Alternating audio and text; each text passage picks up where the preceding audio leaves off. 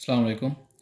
आज जो हमारा टॉपिक है वो डेरिवेटिव है और उससे रिलेटेड हम एक क्वेश्चन देखेंगे। क्वेश्चन इस तरह है कि the gradient of the tangent to the curve y is equal to this at the point x is equal to 1 is 3, find the value of a। तो हमें इन्होंने जो है वो टेंजेंट का ग्रेडियंट दिया हुआ है कि वो 3 के इक्वल है इस कर्व का, और इस पॉइंट के ऊपर x इज़ इक्वल टू 1 के ऊपर। और तो हमारे पास बेसिकली जो टेंजेंट का ग्रेडियंट होता है वो डेरिवेटिव के इक्वल होता है, और ये बात हमें इस तरह पता लगती है कि अगर हम डेरिवेटिव का एक्सप्रेशन देखें तो वो होता है dy/dx is equal to limit delta x approaches zero f of x1 plus delta x minus f of x1 divided by delta x।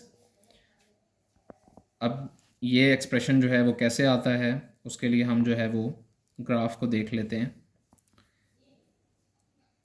तो ये हमारे पास अगर कोई कर्व है, कोई फंक्शन है y in terms of x, y is equal to F of x, ये हमारा y एक्सेस है और ये हमारा x एक्सेस है। तो हम जो है एक पॉइंट ले लेते हैं इस फंक्शन के ऊपर। ये हमारे पास सपोज़ x1 है, x की वैल्यू यहाँ पे x1 है, और दूसरा पॉइंट हम ले लेते हैं यहाँ पर, और इन दोनों पॉइंट्स के दरमियान जो हम डिस्टेंस कहते हैं या जो डिफरेंस है वो बेसिकली डेल्टा x के इक्वल लेट कर लेते हैं।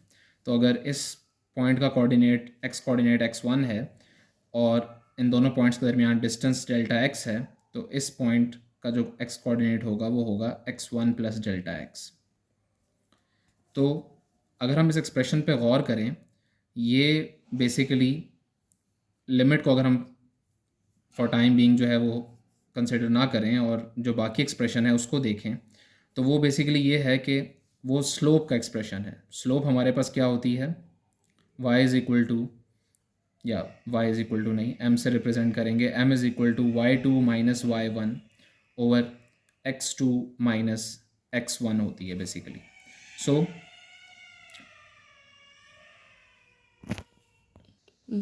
सो स्लोप का एक्सप्रेशन जो है वो हमारे पास हमें पता है y2 minus y1 over x2 minus x1 होता है। सो इस केस में अगर हम देखें तो हमारे पास जो है इन दोनों पॉइंट्स की स्लोप अगर हम फाइंड करें तो वो इस तरह फाइंड होगी। इसका y कोऑर्डिनेट जो होगा वो ज़ाहिरी बात है, यहाँ पर जो हमारे पास y कोऑर्डिनेट होगा वो होगा f of x1 plus delta x, क्योंकि x की वैल्यू यहाँ पे x1 प्लस डेल्टा x है, और यहाँ पर जो हमारे पास y कोऑर्डिनेट होगा वो होगा f ऑफ x1।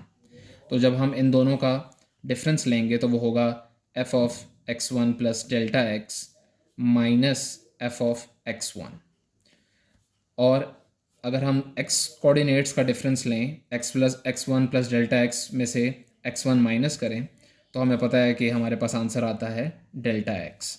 तो डेरिवेटिव का जो मैंने एक्सप्रेशन लिखा है ये बेसिकली स्लोप ही होती है, लेकिन ये जो साथ हमें लिमिट एक्स्ट्रा जो लगी हुई है डेल्टा x अप्रोचेज ज़ीरो, ये हमें क्या चीज़ बता रही है, ये बेसिकली हमें ये बता रहा है कि ये जो डिफरेंस है इन दोनों पॉइंट्स के दरमियान, इन दोनों एक्स कोऑर्डिनेट्स के दरमियान, वो ज़ीरो का अप्रोच कर रहा है। और ये कंडीशन हम क्यों लगा रहे हैं, क्योंकि अगर हम अभी देखें, अगर हम सपोज़ ये लिमिट ना लगाएं साथ, तो फिर तो हमारे पास जो है ये जो स्लोप होगी, ये जो एक्सप्रेशन होगा, ये हमें स्लोप ऑफ सीकेंड देगा, स्लोप ऑफ सीकेंड देगा, क्योंकि हम दो पॉइंट्स के दरमियान ये जो हमारे पास लाइन है जिसकी हम स्लोप फाइंड कर रहे हैं, ये इस कर्व को दो पॉइंट्स पे कट कर रही है। और ऐसी लाइन जो कि किसी कर्व को दो पॉइंट्स पे कट करती है वो हमारे पास सीकेंट होती है। लेकिन इस क्वेश्चन में हमें जो है वो टेंजेंट का ग्रेडियंट दिया हुआ है, और टेंजेंट बनाने के लिए इसको अगर हम चाहते हैं कि ये जो है हम टेंजेंट की हमें अगर स्लोप चाहिए, ठीक है, तो उसके लिए ज़रूरी है कि डेल्टा एक्स जो है, जो डिफरेंस है इन दोनों पॉइंट्स के दरमियान, वो ज़ीरो को अप्रोच करे, तभी तो ये दो पॉइंट्स एक दूसरे के इतने क्लोज आ जाएंगे कि एक पॉइंट होने की तरफ जाएंगे, और तभी हम जो है वो स्लोप फाइंड कर सकेंगे। टेंजेंट की, क्योंकि तभी ये दोनों पॉइंट्स एक पॉइंट बनेंगे। ठीक है। वैसे हमारे पास अगर फिर एक सवाल ये पैदा होता है कि अगर पॉइंट ही एक है तो उसकी स्लोप कैसे आ गई, क्योंकि टेंजेंट तो एक पॉइंट पे कर्व को कट करता है। ठीक है, तो उसकी ये स्लोप कैसे आ गई। तो वैसे स्लोप होती भी दो पॉइंट्स के दरमियान ही है। ठीक है, स्लोप के लिए दो पॉइंट्स रिक्वायर्ड होते हैं। वहीं पर हमारे पास जो है लिमिट जो है उसका कॉन्सेप्ट जो है वो यूज़फुल साबित होता है, क्योंकि हम जो है पता है कि हमें ये पता है कि हम जो है वो एक्चुअली तो इन दोनों पॉइंट्स को एक नहीं कर सकते। ठीक है, हम जो है क्योंकि स्लोप दो पॉइंट्स के दरमियान होती है, लेकिन हम लिमिट्स के ज़रिए ये पता कर सकते हैं कि अगर ये डिफरेंस ज़ीरो को अप्रोच करे, यानी ये दोनों पॉइंट्स एक दूसरे के, इनको हम क्लोज से क्लोज लेकर आ सकें, तो इस स्लोप की वैल्यू जो इस स्लोप का जो एक्सप्रेशन है ये किस वैल्यू को अप्रोच करेगा। तो ये मैंने सारा एक्सप्लेन किया है कि हमारे पास जो ग्रेडियंट ऑफ द टेंजेंट है वो डेरिवेटिव के इक्वल कैसे होता है। सो अब हमें क्वेश्चन में बेसिकली दिया हुआ है जो कर्व है वो इक्वल है y is equal to 2x³ plus ax² minus x plus 3, और हमें डेरिवेटिव इसका basically x is equal to 1 के ऊपर 3 दिया हुआ है। सो पहले हम इसका डेरिवेटिव फाइंड करते हैं। सो dy/dx हमारे पास पावर रूल के तहत जो है 3 जो है वो कोएफिशिएंट से मल्टीप्लाई हो जाएगा, ये हो जाएगा 6x, और x की एक पावर डिक्रीज़ हो जाएगी तो 3 से ये स्क्वायर हो जाएगा, प्लस हमारे पास सेम पावर रूल लगेगा, 2 जो है वो शुरू में मल्टीप्लाई हो जाएगा, सो 2a, और x की एक पावर डिक्रीज़ हो जाएगी x, 2ax माइनस x का डेरिवेटिव 1 होता है, और प्लस थ्री एक कांस्टेंट है तो उसका डेरिवेटिव 0 होगा।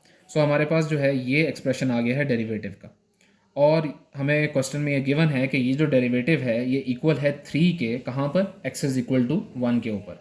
सो 6x² प्लस 2ax माइनस 1 जो है, अगर इस एक्सप्रेशन में हम x की वैल्यू 1 पुट कर दें तो ये इक्वल टू 3 है। ओके। सो हम इसमें x की वैल्यू पुट करते हैं। सो 6 और x 1 है, 1 का square plus 2a times 1 minus 1 equal to 3। So 6 plus 2a minus 1 equal to 3। यहाँ से हमारे पास this implies that 2a plus 5 equal to 3। तो हमारे पास यहाँ से 2a equal to 3 minus 5 which implies 2a is equal to minus 2 और a is equal to minus 1। तो हमने डेरिवेटिव को यूज़ करते हुए, अपने डेरिवेटिव के कॉन्सेप्ट को यूज़ करते हुए यहाँ पर एक अननोन की वैल्यू फाइंड की है।